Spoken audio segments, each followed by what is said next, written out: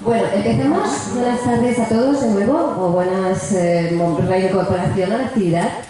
Vamos a seguir con la presentación de las dos ponentes que nos dan esta mañana, que estaban en el cartel. Y bueno, la primera de ellas es Brigitte. Brigitte es mamá, tiene un proyecto precioso de terapia psicocorporal, núcleo y movimiento. Y lo que vamos a hacer es hablar con ella para que nos explique en su contenido curricular qué significado tiene este mundo de las pantallas y por qué es importante y por qué está ella aquí. Brigitte, te presentas además un poquito más si tú quieres destacar algo en especial y pasamos a responder a esa primera pregunta que te hago. Vale. No solo soy mamá, gracias por la presentación, Elena. También soy abuela. Mi nieta ya tiene 10 años y el tema pantallas empieza a ser importante. Yo había pensado primero haceros una pregunta a vosotros, al público. Si vosotros pensáis que las pantallas modifican el desarrollo de la identidad sexual y de género sana, o si fomentan la afición a la pornografía o las perversiones o la violencia, es decir, las pantallas por existir hacen eso. No. Emitiendo esas cosas que emiten, ¿hacen eso? Emitiendo eso sí. Una pantalla apagada no. Yo diría, depende. Otra, ¿todos los niños sintonizan habitualmente con este tipo de contenido sexual perverso o con la violencia que ven? ¿Vais diciendo que no? Esto es así, es decir, no todos los niños les llega igual, aunque vean cosas así, y esto, claro, ¿de qué depende esto? ¿De su genética o de su entorno? ¿O de entorno de lo que vive, el ambiente, lo que pasa en casa, lo que es la familia? ¿No? Es decir, que al final de lo que depende es esto, es lo que hacéis los padres, ¿no? con vuestros hijos en casa. Y esto es lo más importante. Aunque vean contenido no apropiado, seguramente no va a sintonizar con ellos si en casa lo que ven son otras cosas. Si los padres están ahí encima de una manera responsable. Que estar encima no quiere decir controlar, es el control, ¿no? Ahora voy a explicar un poco más. El desarrollo de la identidad es siempre un proceso natural. Quiere decir que se da sí o sí, ¿no? Porque está genéticamente programado. Tenemos también unos instintos como mamíferos que somos, ¿vale? Que son los mismos instintos que tienen los animales. Y el primero es el de supervivencia, ¿no? Tenemos que sentir que podemos sobrevivir, que estamos seguros, que no corremos peligro, ¿no? ¿Y quién nos tiene que dar esta seguridad? ¿Quién tiene que satisfacer este instinto? Pues sobre todo mamá al principio cuando es muy pequeño el bebé y papá también, ¿no? O sea, los mamás o los papás, pero la madre, digamos, que ha gestado al niño, ¿no? Es la figura más cercana biológicamente, ¿no? Porque su cuerpo está preparado para eso. Entonces esta seguridad es el primer instinto de supervivencia. Hay otro instinto que tiene que ver con la nutrición, ¿no? Igual que los mamíferos, ¿no? Buscan la teta y tal, pero no solamente es este tipo de nutrición, sino también es la nutrición afectiva. Entonces esto también se ve en los animales, ¿no? Que están allí y jamás un animal va a rechazar a una cría pequeñita, no la va a echar para atrás, sino le va a dar este afecto, esta nutrición. Pero después tenemos otro instinto que va a llegar sí o sí, que es el de autonomía. Si nos fijamos en los animales, ¿no? Que hay momentos que se empiezan a alejar, ¿no? Empiezan a explorar el entorno, empiezan a adquirir las capacidades y quieren tener una autonomía. Ninguna mamá mamífero le va a prohibir a su cría a ser autónoma, ¿no? Y esto está pasando aquí en nuestra sociedad, que estamos prohibiendo, por un lado no le estamos dando la nutrición afectiva suficiente y por otro lado les estamos prohibiendo también explorar el entorno y desarrollar una identidad segura propia, como diferenciándose el niño de la madre o del padre, ¿no? Es como decir, yo soy diferente a como sois vosotros. Claro, esta fase empieza sobre todo a partir de los 6 o 7 años. En realidad todo esto es cíclico, pero aquí no puedo entrar en esto, sería demasiado largo. Entonces, esta fase de la autonomía, ¿vale?, es muy importante, que por un lado hay que permitirles que exploren y que sean autónomos, ¿no?, sin estar encima controlando, ¿no?, y por otro lado tienen que tener una cierta seguridad ahí en esta autonomía, ¿no? Entonces una protección también. Pero entonces, ¿cómo será esta protección? Pues poniendo límites, ¿vale? Y los límites se ponen con afecto, pero con seguridad. No se pone desde la autoridad tampoco, ¿vale? Como hacían nuestros padres, ¿no? Realmente. Antes Eva estaba hablando de los padres que hoy en día no solamente le dan afecto, ¿no?, y están mimando al niño, ¿no?, pero tampoco es este afecto realmente el que necesitarían los niños. Se necesitan afecto con límites, ¿no? Castigando, por ejemplo, no se está dando tampoco límites, ¿no? Si castigo al niño, lo único que hago es humillarlo y ejercer mi poder sobre él, ¿no? Entonces tampoco estoy poniendo límites. Entonces, en relación al tema pantallas, ¿no?, sería un poco esto. ¿Tenemos que controlar a los niños? No, no tenemos que controlarlos, tenemos que ponerles límites, ¿no?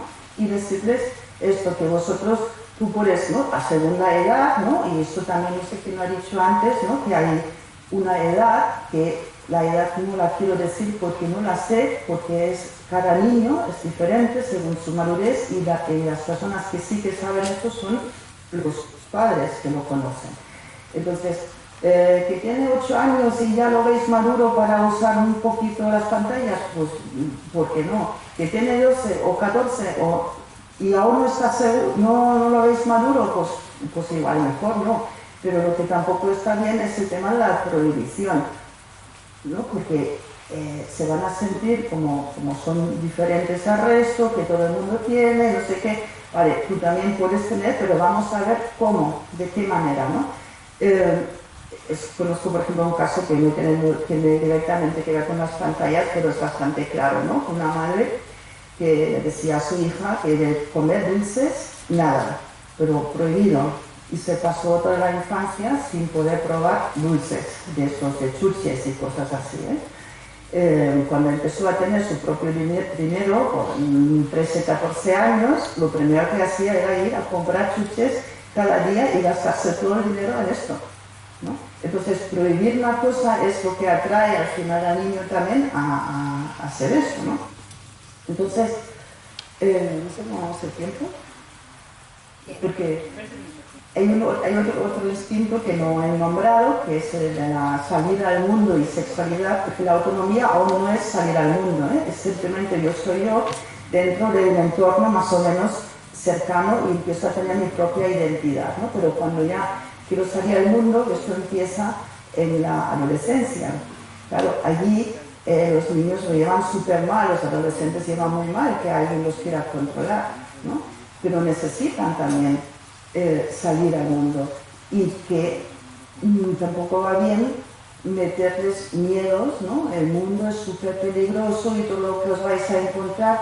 Esta no es la manera de ayudarles a salir al mundo, ¿vale? ¿Cuál es la manera? Pues que ellos justamente sepan quiénes son, qué es lo que les gusta, que los hayamos podido criar en la autoconfianza y con la capacidad de decir que no. Claro, ¿esto dónde se aprende?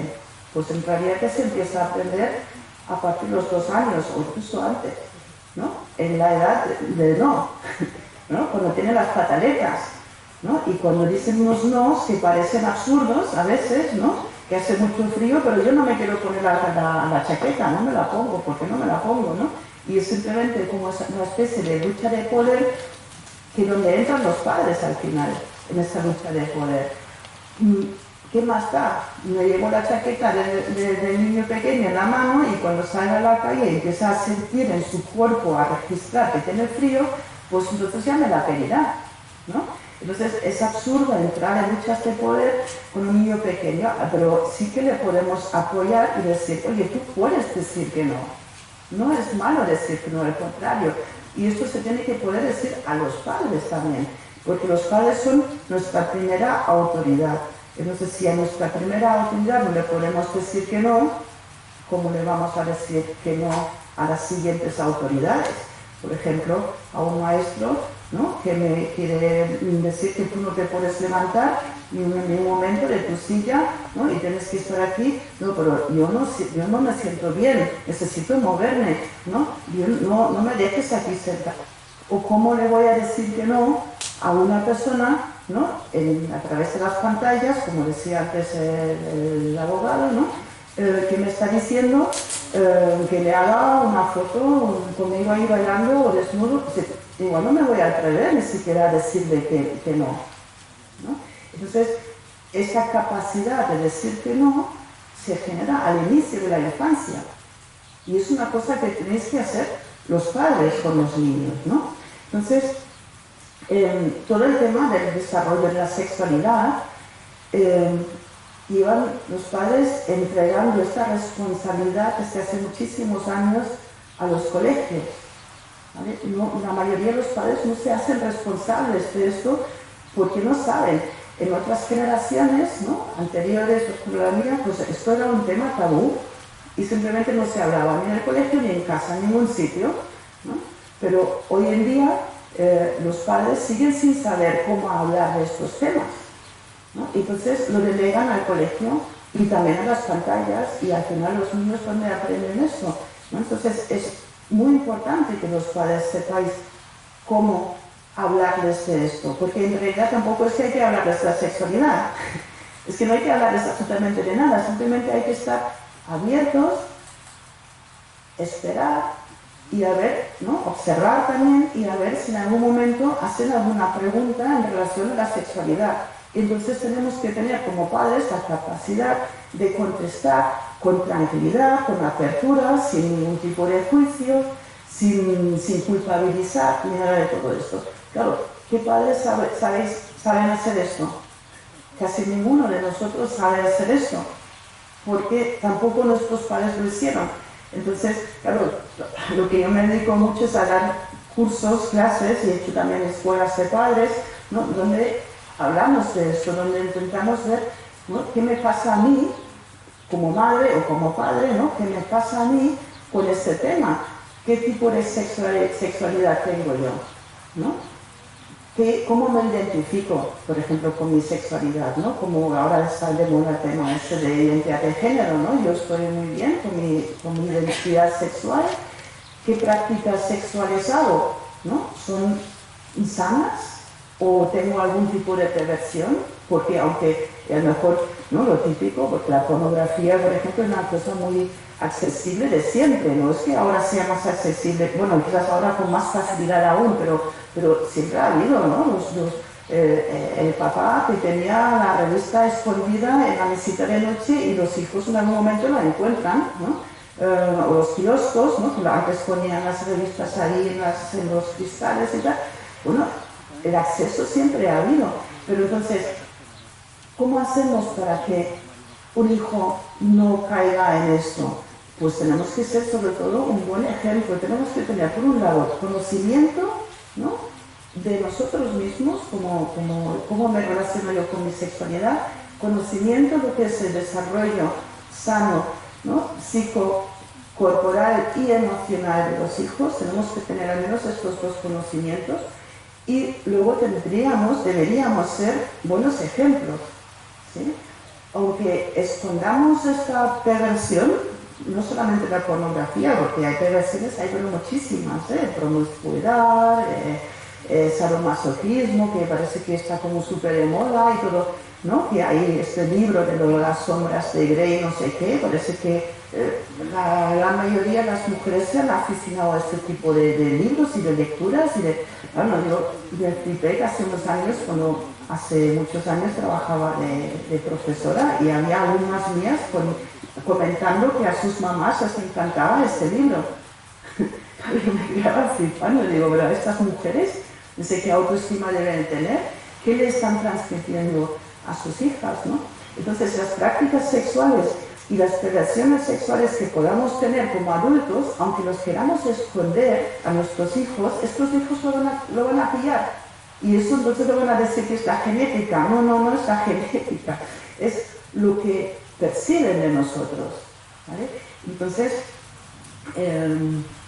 creo que lo más importante es que los padres se conozcan a sí mismos. Que sepan qué dificultades tienen, qué infancia tuvieron, qué vivieron ellos, ¿no? Porque sin darnos cuenta estamos transmitiendo muchísimas cosas a los padres. Yo siempre digo, que yo sé que es un poco utópico, pero siempre digo que todas las personas que se plantean siquiera ser papá o mamá, que hagan un proceso terapéutico antes. Es utópico, ya lo sé, pero sería lo mejor. Porque claro, a mí luego me vienen, ¿no?, muchos padres preocupados por lo que hacen sus hijos, ¿no? Digo, bueno, pero ¿y tú qué haces, no? Claro, una persona dice, yo tengo muy poca, pues es súper frecuente, tengo muy poca autoestima, ¿no? Luego te lo dicen y sí, claro, y mis hijos pues hacen todas las tonterías que les mandan los compañeros y participan en todo y no son capaces de decir que no. Y vale, pero ¿y tú? ¿Tú puedes a veces decir que no?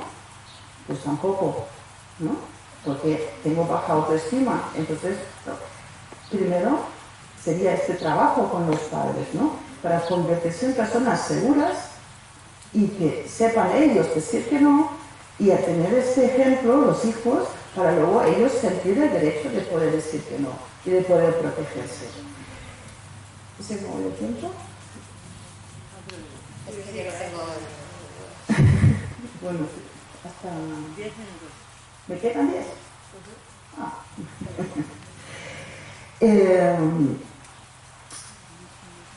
Vale.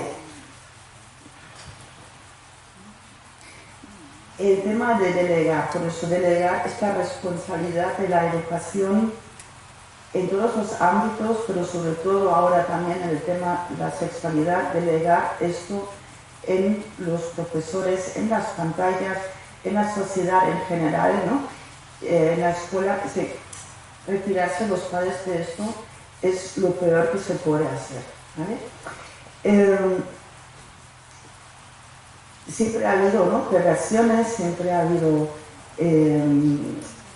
también tema pornografía, todo esto no es la primera vez, ¿no?, que estamos hablando de esto, pero tenemos que ayudarle a nuestros hijos justamente con el ejemplo que puedan siempre vivir lo que es la sexualidad junto al afecto, ¿sí? Que no empiecen a separar solamente la sexualidad, ¿no? y vamos bueno, no quiero decir la palabra, pero, ¿no? Como la sexualidad como algo negativo, algo desconectado del afecto, ¿no?, de la relación. Entonces, esto solamente se puede transmitir a través de cómo nos relacionamos nosotros como adultos, ¿no? Si tienen si los niños tienen unos papás, ¿no?, que donde la mamá, por ejemplo, le habla con un desprecio al padre, ¿no? Claro, ¿cómo se van a relacionar luego ellos, ¿no? Van a decir, bueno, al chico se le puede hablar con desprecio o se le puede manipular, ¿no? O al revés, ¿no?, que el padre es como muy agresivo con la madre, pues entonces, claro, son ellos los que... Y esto también luego lo traspasan no solamente a sus relaciones de amistad o lo que sea, sino también a sus relaciones afectivos sexuales, ¿sí? Y se creen que el amor es eso. Y el amor es otra cosa, ¿sí? El amor, la sexualidad tiene que ir siempre acompañado de afecto. Entonces, si un niño ve esto en casa, que eso está pasando, que hay este respeto, ¿no? Aunque pueda haber conflictos, siempre los hay, ¿no? Pero ¿cómo papá y mamá resuelven el conflicto? ¿Lo hacen con afecto?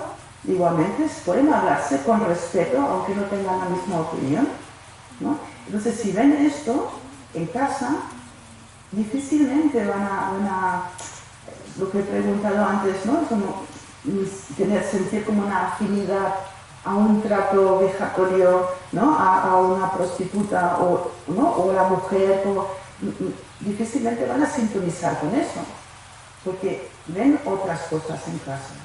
Y esto, si lo pueden ver, si pueden asociar esto a una relación, ¿no?, de amor, pues no van a querer este tipo de relaciones. Entonces, claro, aunque les metan pornografía y de repente desaparece en alguna pantalla esto, así, como, ¿esto qué es? ¿No? Como que esto no va conmigo, ¿no? Entonces, podemos decir que los padres son realmente los responsables de proteger a sus hijos, ¿no? Y porque yo diría, os conocéis supongo que la famosa frase de la ministra Sega, ¿no?, que dijo que los hijos son del Estado, pues yo diría a esta señora que no, que los hijos son de los padres. Pero los padres lo tenéis que reivindicar, porque si no, a lo mejor os van a quitar esta responsabilidad si no la cogéis. Si no decís, no, yo, eso es lo que decía, por ejemplo, el PIN parental, ¿no? Es decir, que yo quiero saber lo que está pasando con mi hijo, ¿no? Entonces, hago unas preguntas para reflexionar, porque creo que no va a dar tiempo de contestarlo todo. La pregunta es, ¿cómo ser padres y madres responsables? ¿No? Que cada uno se lo pregunte, ¿no? ¿Cómo acompañar a los hijos en su sano desarrollo de su identidad de género y en el ejercicio de su sexualidad? ¿Cómo hacer esto? ¿No? ¿Cómo lo hacéis? ¿No? Cuestionároslo y preguntarlo. ¿Cómo conseguir que estén a salvo de la hipersexualización y el adoctrinamiento en las escuelas, de las perversiones y la pornografía? Un poco ya lo he explicado, ¿no?, cómo se podría conseguir.